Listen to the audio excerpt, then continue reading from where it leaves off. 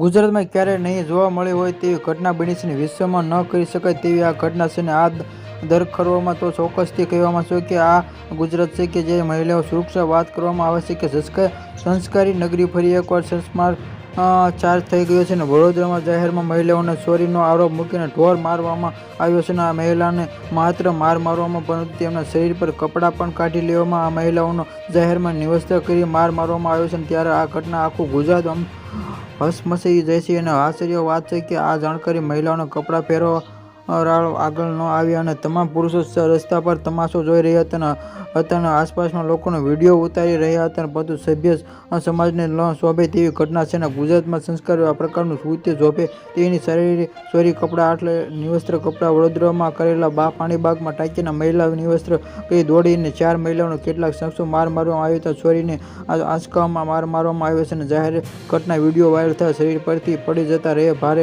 કરતા જ મળે છે.